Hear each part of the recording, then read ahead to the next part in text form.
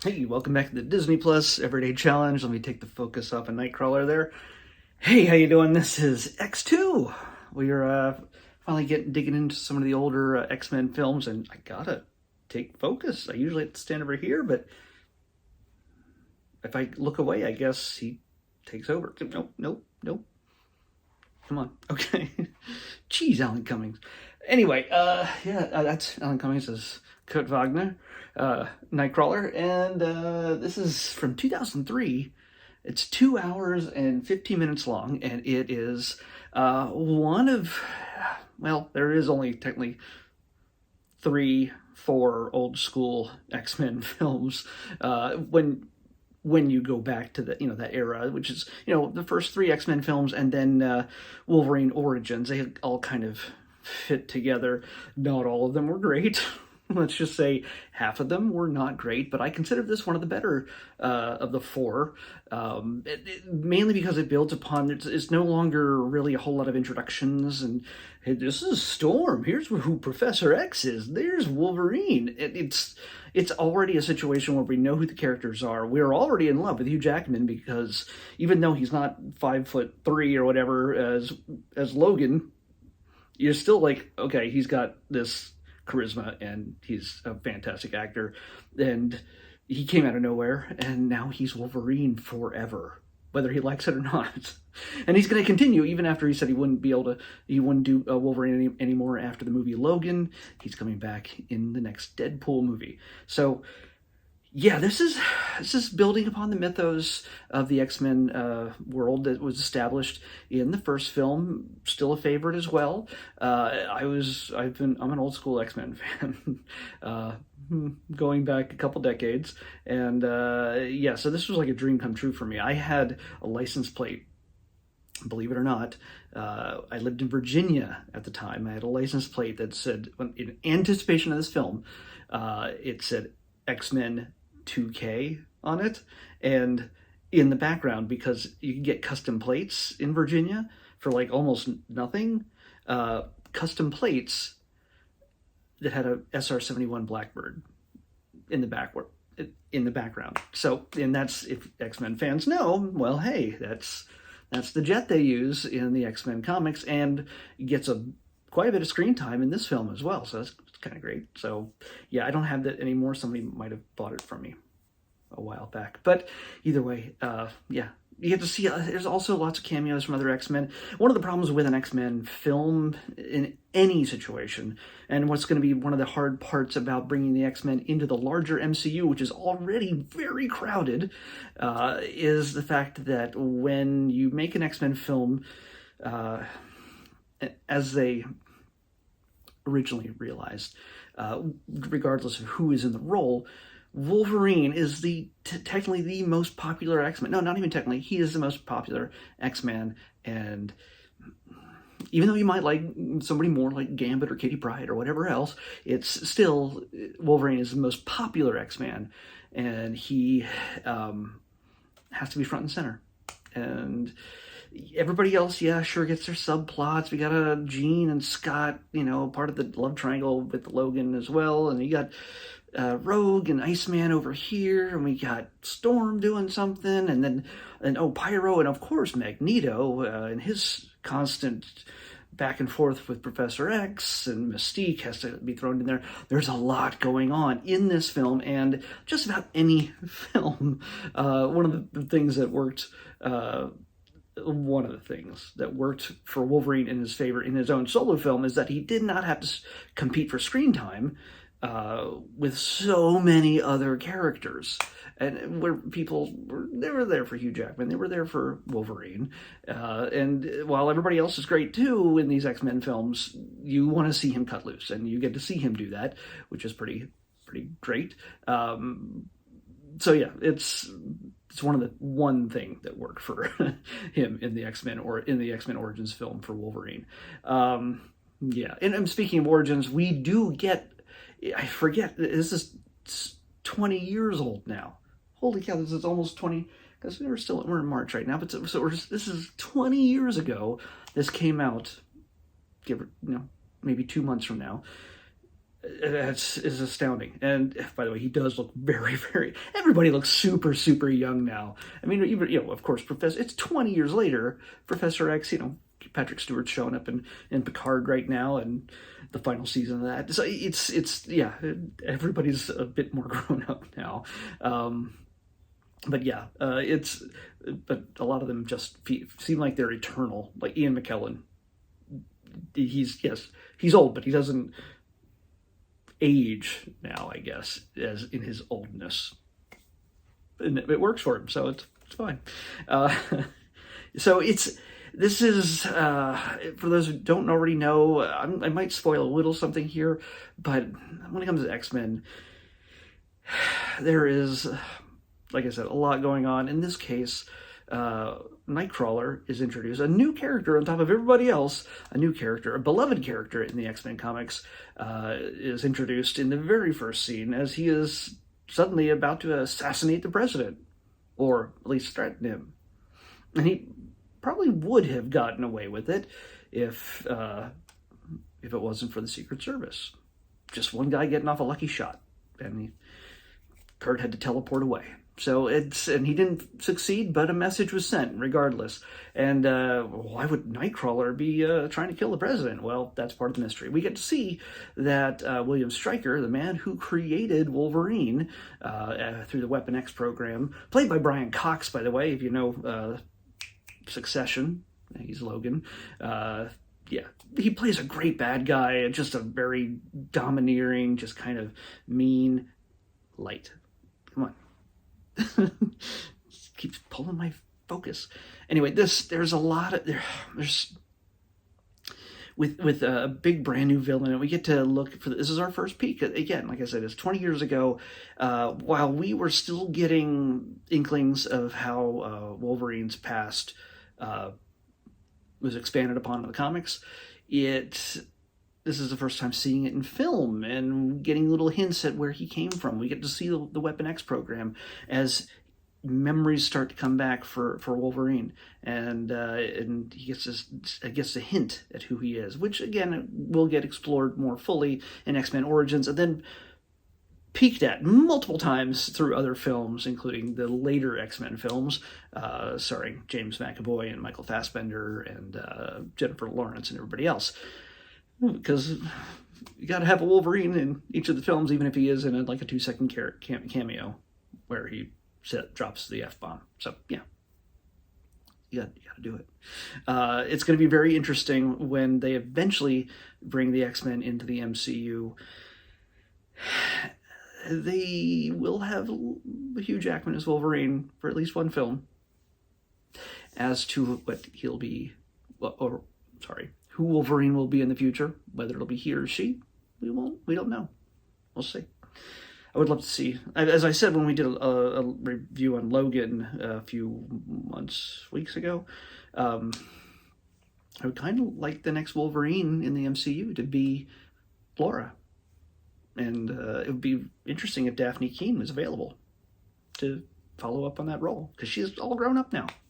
So, yeah, it's hard to believe has it been almost 10 years since that movie came out? Yeah. Anyway, in this, of course, everything follows up from the original X-Men film. If you have not seen the first one from 2000, then you might be a little lost as to what's going on in this, but everybody does spend an awful lot of time spewing exposition as conversation throughout this, which slows things down a little bit, especially for those who are already up to date, who already live and breathe these characters. But you got to do what you got to do, again, because there's so many. Some of the best moments of this involve the core of the X-Men purpose. The X-Men have always been feared and hated and misunderstood because they're different. Because they can be dangerous, unlike the metaphor that they are often associated with in our real world.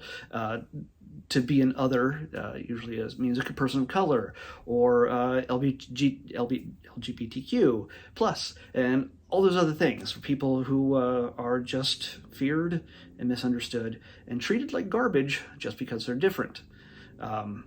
and it's always been the motto of the X-Men to protect those who hate them, who treat them with no malice. At least that's Professor Xavier's dream of coexistence. And at the same time, he has somebody who once agreed with him, who once worked with him, who decides that, we don't need to give the humans any more options. He's the bad guy, and he's probably my favorite X-Man, and in the comics even, X-Men villain, I should say, which is Magneto. And Ian McKellen takes him in a different direction, but no less full of himself in many cases. It's that ego and that kind of righteous superior power. It's kind of it comes to fruition in this one, where the third one, which we have not watched yet, and I'm not looking forward to it, all the big power players have to be taken off the board in order for it to be a fight to take down the Phoenix. Spoiler alert.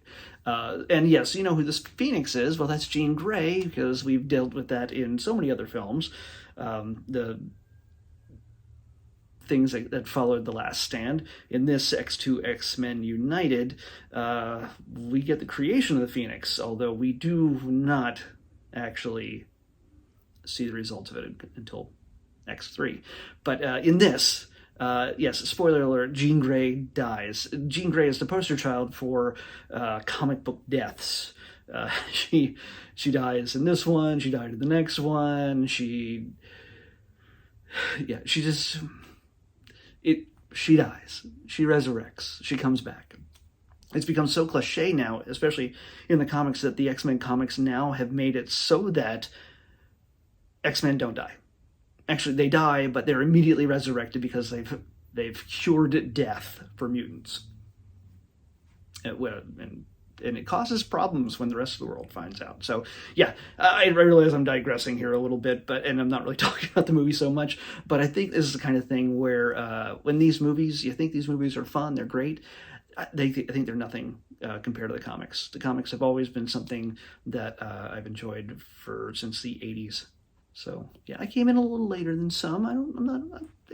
But you know what?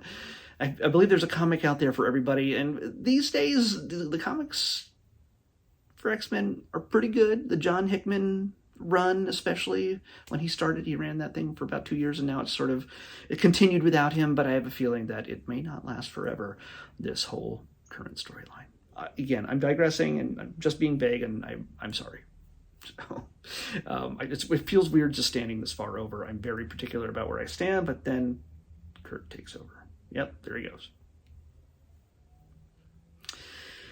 So yeah, I've rambled on enough. Halle Berry's in this, Ian McKellen, Anna Paquin is Rogue, Famke Janssen, James Marsden, Rebecca Romaine.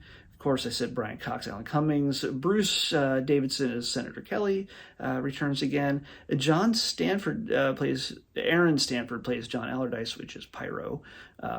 As a teenager, Pyro in the comics was an Australian dude.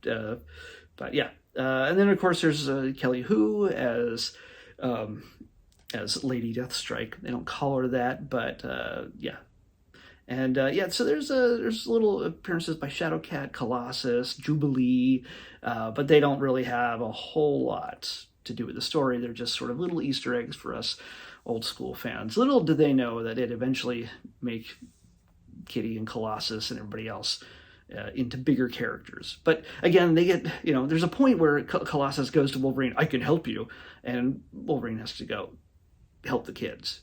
And therefore, you get Colossus out of the way. And also, weirdly enough, even though they're under attack inside the mansion at one point, he's not even armored up. Budget reasons. It's not like the movies weren't making money.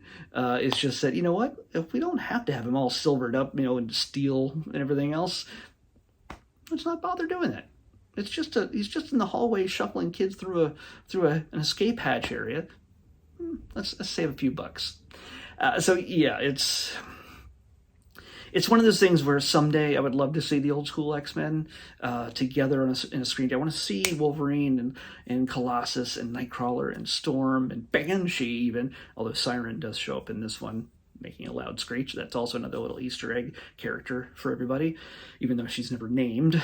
I would love to see all those characters together from the all-new X-Men, but not the all-new, but the next X-Men that came after the originals.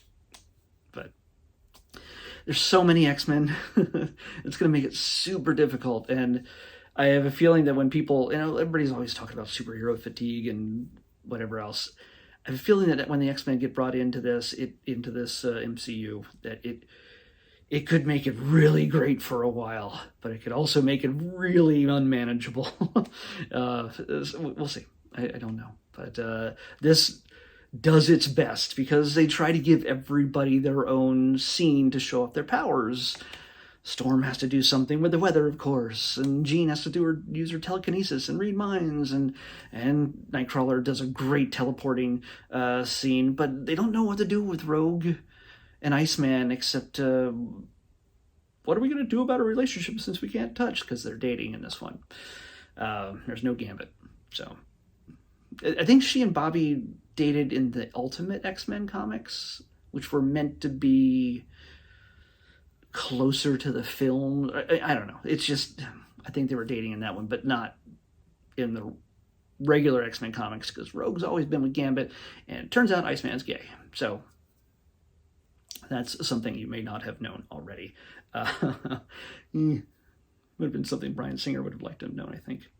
Yeah, so it's this is one of my favorite films from the X-Men series, but I could, just looking at it again so many years later, I think it's been at least 10 years since I last watched this, and while it does hold up, I can see its flaws, and I think for just a visceral collection of cool scenes, Bryan Singer does a great job of really showing off some of these characters and making, especially entrances. He's really good at entrances, just first appearances of Magneto and everybody else. It's fantastic. And just also throwing in the Easter egg characters every so often, just boom, boom, boom, flying him. Just, Kitty Pryde's first appearance in there.